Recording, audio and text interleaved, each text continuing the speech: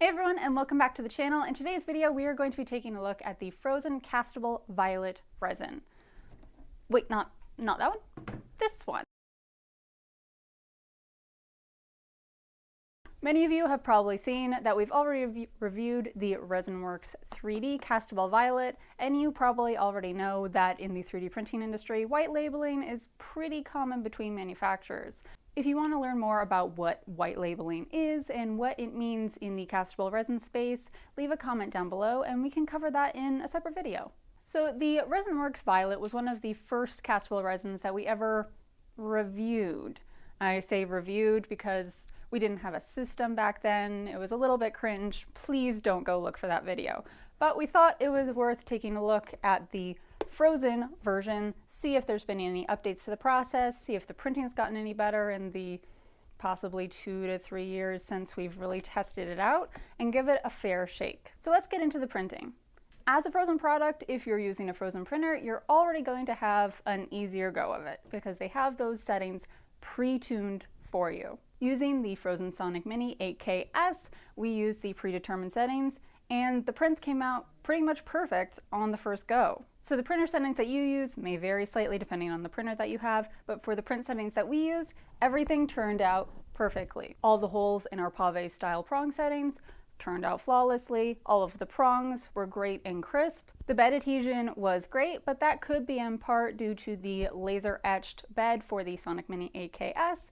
So just keep that in mind. It may vary your mileage there. But overall, the resin is just as fantastic as we remembered it to be. And with the resolution on the 8K-S, it's a perfect quality for jewelry. It's not as spongy as I remember it to be, but it is definitely flexible and durable versus brittle, which some castable resins have an issue with brittleness, and you go to take off a support and it snaps.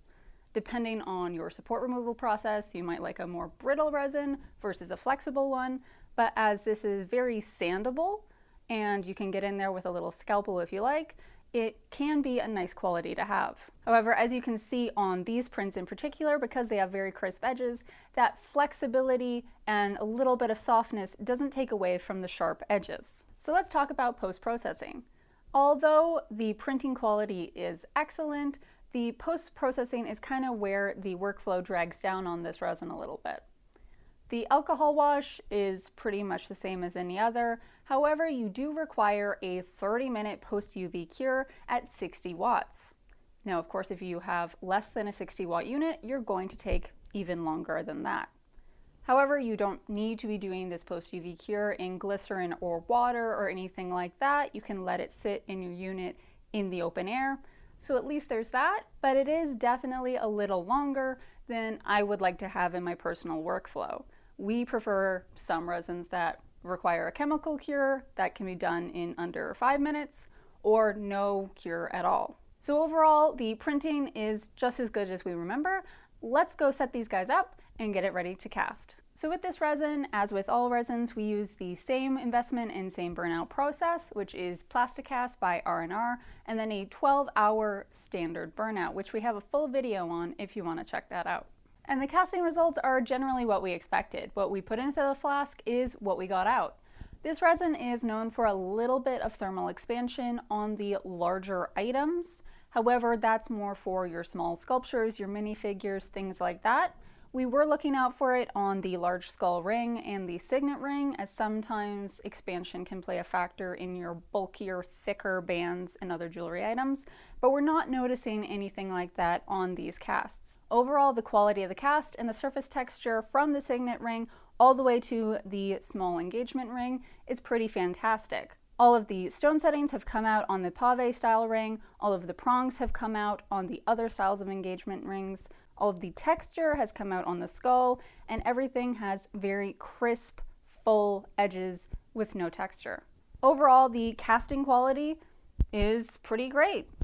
Between the printing and the casting of this, the only real issue is that 30-minute wait time you have in the UV post-cure. But other than that, it's a pretty good resin, and I would definitely recommend it. So at a price point of about $105 USD, this makes it a mid-ground resin. And as a mid-ground resin, it's doing pretty good. Now, are there cheaper ones on the market that do relatively the same thing in terms of printing and casting? Yes, there are. However, your preferences on the flexibility, brittleness, print settings, post-processing are going to come into play whether you want to pay the extra couple dollars there. So if you're looking for a resin that has some flexibility, has a mid-range price point, has some decent bed adhesion, and has limited to no expansion when casting, at least when casting jewelry items, definitely give this one a look. So if you want to check out any of the other resin reviews we've done, definitely check out the full playlist because I think we're well over 26 formulations now. If you're having trouble casting with resin or wax or anything else for that matter, check out our troubleshooting guide, which you can find down below, or consider joining our YouTube membership program where you gain access to our Discord community so you can chat with us and troubleshoot in a more one-on-one environment. That's it for this review. If you guys have any questions, as always, leave them down below in the comment section and we'll do our best to get back to you. We'll see you in the next video.